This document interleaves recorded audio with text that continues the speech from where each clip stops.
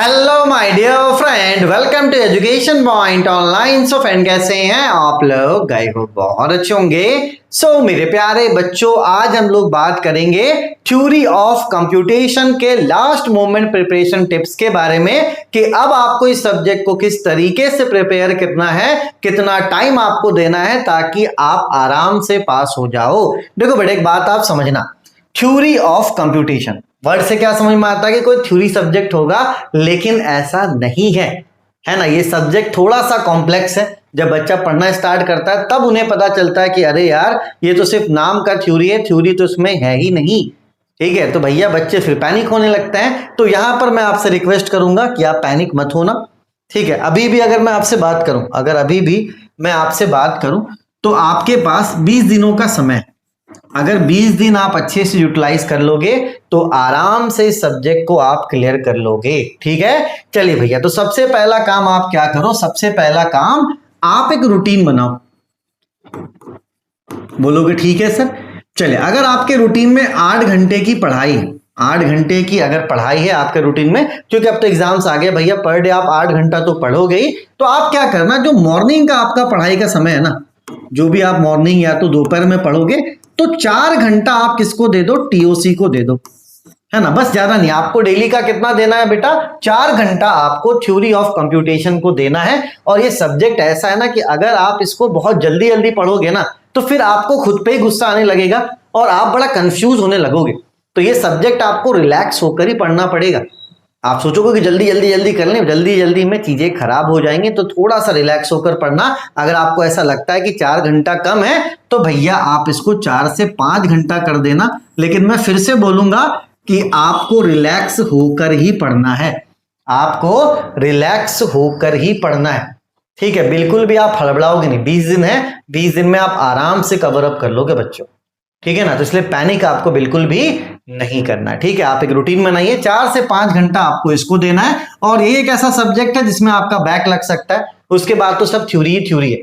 ठीक है, चलिए भैया, तो रिलैक्स हो जाइए। और यूनिट 1 और यूनिट 2, इसको आप समय तो पता है कितना, इसको आप समय तो 12 दिन, 10 से 12 दिन, 10 से 12 दिन आराम से पढ़ो, कोई दिक्कत वाली बात नहीं। समय दो, प्रैक्टिस करो, अच्छे से पढ़ो।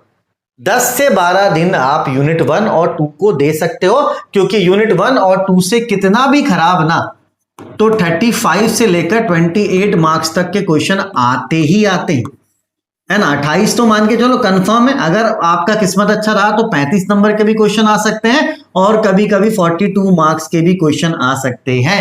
तो भैया अगर 1 और 2 आप रिलैक्स होकर अच्छे से पढ़ोगे पूरा यूनिट, तो भैया नो डाउट आप आराम से पास हो जाओगे। अब आप बोलोगे सर आप इंपॉर्टेंट टॉपिक दो ना, हमको हटाओ, हमको वो सब नहीं पढ़ना, जो एग्जाम्स में आता है मुझे वो बताओ। तो भैया अगर एग्जाम में मैं बोल दूं आपको कि एप्सिलॉन एनएफए से आपको डीएफए में कन्वर्ट करना आता है, तो भैया आपको सबसे पहले डीएफए पता होना चाहिए, आपको एनएफए पता होना चाहिए, आपको एप्सिलॉन एनएफए, तब जाके समझ में आएगा, तब जाके आप कन्वर्ट कर पाओगे।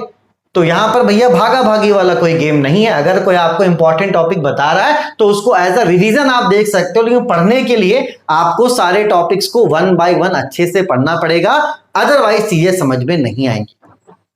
ठीक है, तो ये ऐसा सब्जेक्ट नहीं है जहां पे आप टॉपिक्स को छोड़ छोड़कर पढ़ सकते हो, ऐसा नहीं। ठीक है, चलिए उसके बाद आप आ जाना यूनिट नंबर 3 ग्रामर में। ठीक है, ग्रामर आप आराम से 3 से 4 दिनों में कंप्लीट कर सकते हो, 3 से 4 दिनों में आप पूरे ग्रामर को कंप्लीट कर सकते हो। ठीक है, उसके बाद जो आपका यूनिट नंबर 4 है, पुश डाउन ऑटोमेटा, इसका सिर्फ आप क्या करना, कंस्ट्रक्शन पढ़ना, है ना। पीडीए का क्या करना, सिर्फ और सिर्फ आपको कंस्ट्रक्शन पढ़ना है ना। इसके क्वेश्चन 7 मार्क्स के आते ही आते। ठीक है, तो ये आपको पढ़ने में लग जाएगा 1 दिन। ठीक है, इसी सेम डे में आप ट्यूरिंग मशीन का क्या करना बच्चों, थ्योरी पढ़ लेना। आप ट्यूरिंग मशीन का क्या कर लेना, थ्योरी पढ़ लेना, सिर्फ और सिर्फ आपको थ्योरी पढ़ना है। तो सेम डे, है ना, ये जो 1 दिन है इसमें आपको क्या करना है, पुश डाउन ऑटोमेटा का कंस्ट्रक्शन पढ़ना है, जो एग्जाम में आता ही आता है, और साथ ही साथ यूनिट नंबर 5 का आपको थ्योरी पढ़ना है, क्योंकि 20 दिन है अभी और पहला पेपर आपका टीओसी ही है ना। बीच में ऐसा कोई प्रैक्टिकल वगैरह कुछ भी नहीं है, तो अभी भी आप अच्छे नंबर ला सकते हो। मैं पास होने की बात तो कर ही नहीं रहा, मैं अच्छे नंबर के लिए भागने के लिए आपको कह रहा हूं। ठीक है, तो 4 से 5 घंटा रूटीन बनाओ, ये आप आराम से कवर अप कर लोगे। अगर इसको 12 दिन में भी करते हो तो 16 दिनों में ये कवर अप हो जाएगा।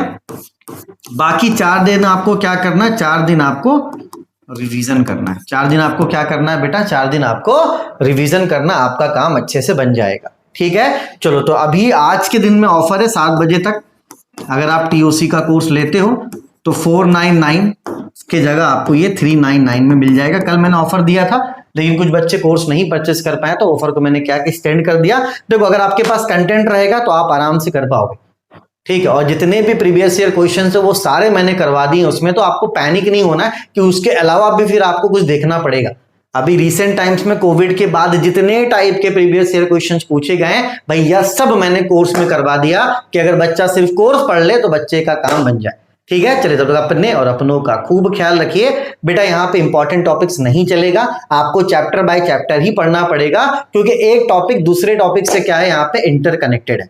ठीक है, फिर भी आपके पास समय आप कर सकते हो। ठीक है, चलिए तब तक अपने और अपनों का खूब ख्याल रखिए ना। Take care, bye bye, Tata.